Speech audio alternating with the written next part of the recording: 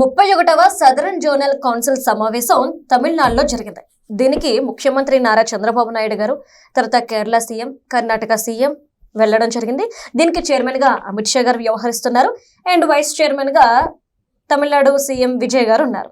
మరి ఈ నేపథ్యంలో అక్కడ అనేక అంశాల మీద ప్రస్తావన వచ్చింది. తెలంగాణ నుండి కూడా బట్టి విక్రమార్క గారు వెళ్ళారు. మరి ఈ నేపథ్యంలో ఒక కీలక సన్నివేశం చోటు చేసుకుంది.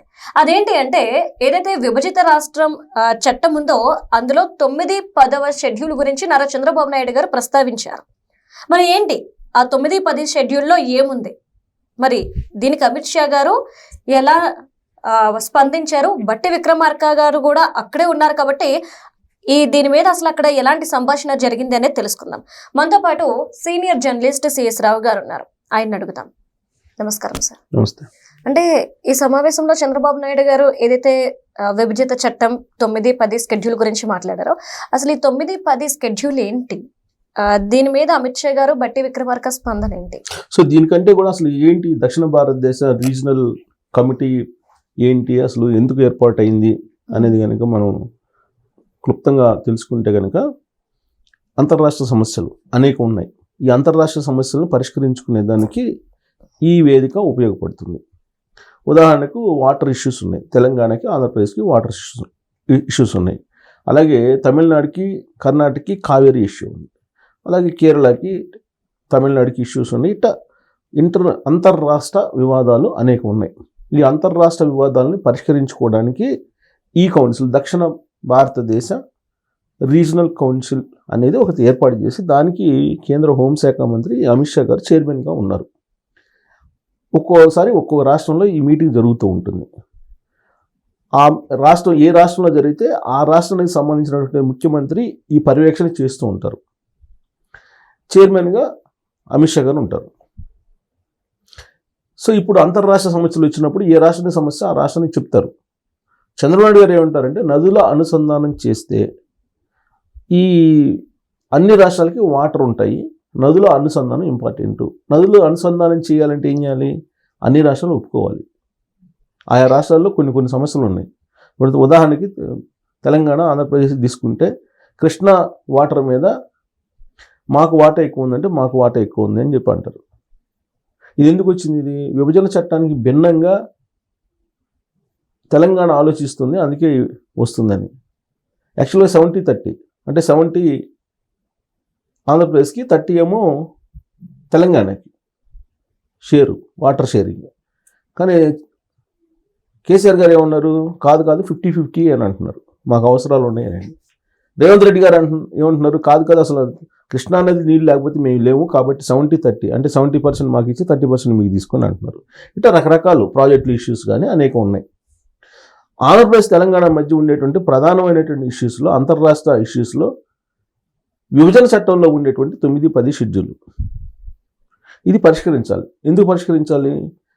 ఆంధ్రప్రదేశ్కి సంబంధించినటువంటి ఆస్తులు తెలంగాణలో ఉన్నాయి. వాటి విలువ సుమారుగా 2 లక్షల కోట్లు. 2 లక్షల కోట్ల విలువైనటువంటి ఆస్తులు తెలంగాణలో ఉన్నాయి. ఆంధ్రప్రదేశ్ 9, 10 షెడ్యూల్ ప్రకారం వాటిని సెటిల్ చేయాలి. 2 లక్షల కోట్లు ఏ రాష్ట్రం అయినా ఒప్పుకోదు కదా.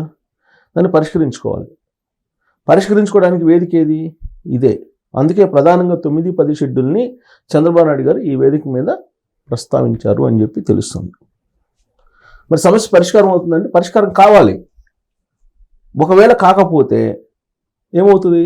విభజన చట్టాన్ని రద్దు చేస్తారు. సుప్రీంకోర్టులో ఆల్రెడీ ఉంది పిటిషన్ విభజన చట్టం మీద. విభజన చట్టం అనేది ఇది శాస్త్రీయబద్ధంగా రాష్ట్రాలను విడగొట్టలేదని. ఈవెన్ సాక్షాత్తు ప్రధానమంత్రి నరేంద్ర మోడీ గారు ఈ రాష్ట్ర విభజన మీద ఏమన్నారంటే, తల్లిని చంపి బిడ్డని బయటికి తీశారు అని చెప్పి అన్నారు. కాబట్టి విభజన చట్టం మీద ఇప్పుడున్నటువంటి భారత ప్రభుత్వానికి కూడా మంచి ఆలోచన లేదు. అంటే విభజన చట్టం కరెక్ట్గా జరిగింది అని చెప్పి సదుద్దేశం వాళ్ళకి కనిపించట్లా. అన్యాయంగా విభజించారు, దాని మీద చర్చ జరగలేదు, శాస్త్రీయ పద్ధతి లేకుండా విభజించారు అనేటువంటి అభిప్రాయం బీజేపీలో ఉంది. అందుకే ఈ విభజన చట్టం మీద ఆల్రెడీ సుప్రీంకోర్టులో పిటిషన్ ఉంది, పెండింగ్లో ఉంది. దాన్ని రద్దు చేయండి.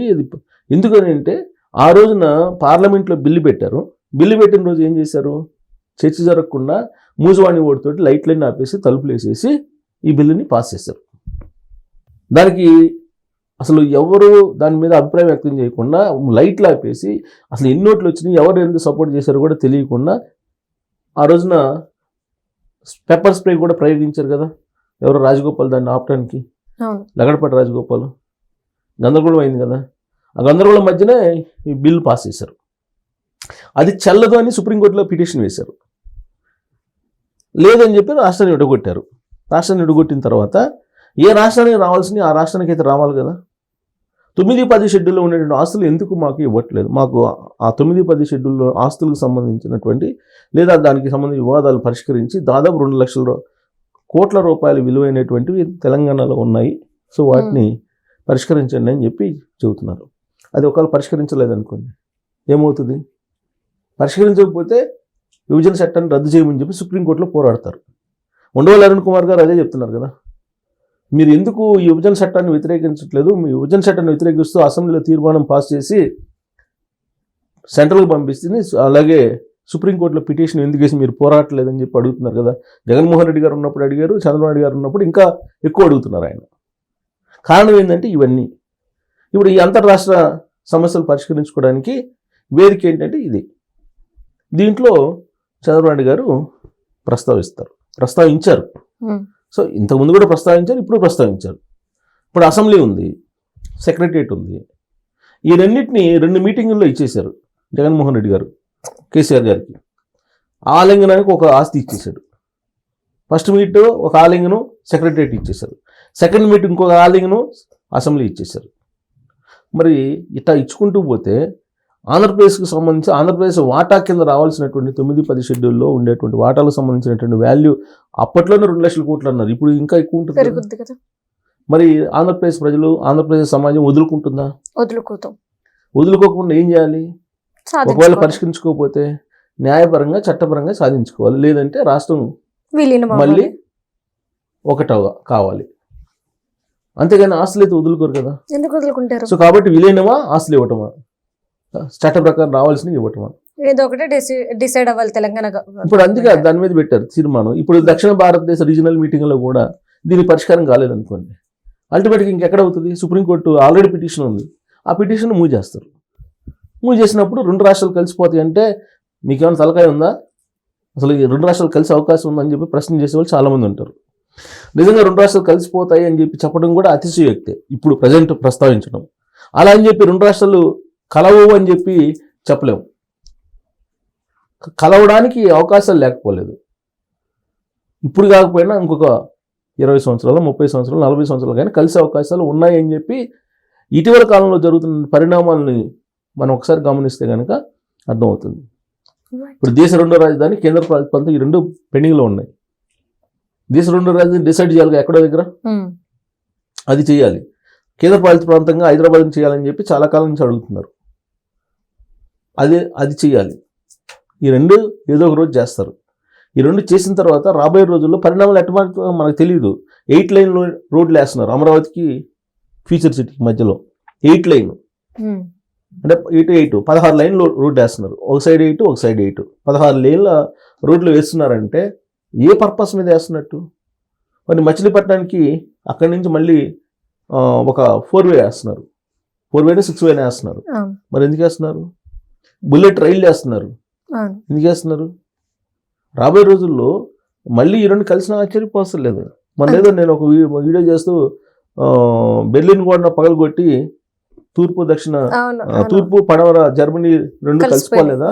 సో 2 దేశాలు కలిసిపోయినప్పుడు 2 రాష్ట్రాలు కలిసిపోవటంలో పెద్ద ఆశ్చర్యం లేదు, అతిశయోక్తి కాదని అంటే ఈయన ఇప్పుడు ఏదో ఇల్లుస్ట్రేషన్లో చెప్తూ ఉంటాడు అని అంటారు. ఏది కూడా అసాధ్యం కాదు, ఏది అసాధ్యం కాదు. భారతదేశం విడిపోయిందా? పాకిస్తాన్గా భారతదేశంగా?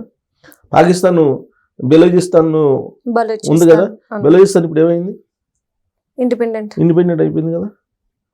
రేపో మాపో పీఓకి కూడా అదే అయిపోతుంది కదా. సో ఎప్పుడే జరుగుతుందో మనం చెప్పలేము. యాజ్ ఆఫ్ నౌ అయితే మాకొద్దు అంటున్నారు. 72లో ఆంధ్ర వాళ్ళు కూడా మాకొద్దు, తెలంగాణ వాళ్ళకి తెలంగాణ ఇచ్చేసేయండి, మన రాష్ట్రం మనకు ఉండాలని చెప్పి జయాంధ్ర ఉద్యమం పెద్ద ఎత్తున చేశారు. జయాంధ్ర ఉద్యమం చేసినప్పుడు దాన్ని అణిచివేసి కలిసి ఉందామని చెప్పి అన్నదెవరు? 69లో తెలంగాణ ఉద్యమం వచ్చింది. పెద్ద ఎత్తున. మరి దాన్ని ఎంచివేసింది ఎవరు? సో ఇవన్నీ చరిత్ర. సో రాబోయే రోజుల్లో ఏదైనా జరగచ్చు. ఇప్పుడు ఆస్తులు పెట్టుకొని ఆస్తులన్నీ ఇక్కడ ఉంటే ఆంధ్ర సమాజం, ఆంధ్ర రాష్ట్రం ఒప్పుకుంటుందా? అక్కడ ఆంధ్రప్రదేశ్ ప్రజలు ఒప్పుకుంటారా అక్కడ ఉండేటువంటి ముఖ్యమంత్రిని? ఆస్తులన్నీ అక్కడ పెట్టుకొని ఆస్తులు ఎందుకు అడగరు మీరు? రాష్ట్రానికి రావాల్సిన ఆస్తులు ఎందుకు అడగరు అని చెప్పి అంటారు కదా. రాకపోతే మీరు పోరాడండి, సుప్రీంకోర్టులో పోరాడండి, లేదంటే పార్లమెంట్లో పోరాడండి అని చెప్పి అడుగుతారు కదా. అడిగినప్పుడు ఏమవుతుంది? దీని పరిష్కారం ఏం చూపిస్తారు? ఇస్తే ఆస్తులన్నీ ఇవ్వాలి, లేదంటే మళ్ళీ కలిసి ఉందాం అని చెప్పి అన్నాను. అంటే ఆ స్థాయిలో పోరాడితే ఉండవల్లి అరుణ్ కుమార్ గారు అదే చెప్తున్నారు. నేనుగా చెప్పడం, ఉండవల్లి అరుణ్ కుమార్ గారు సీనియర్ పొలిటీషియన్ కదా, ఆయన కూడా అదే చెప్తున్నాడు. అసలు ఈ రాష్ట్ర విభజన చల్లదని చెప్తున్నాడు ఆయన. అవును. సో కాబట్టి రాబోయే రోజుల్లో ఏదైనా జరగచ్చు. Right. Thank you so much sir.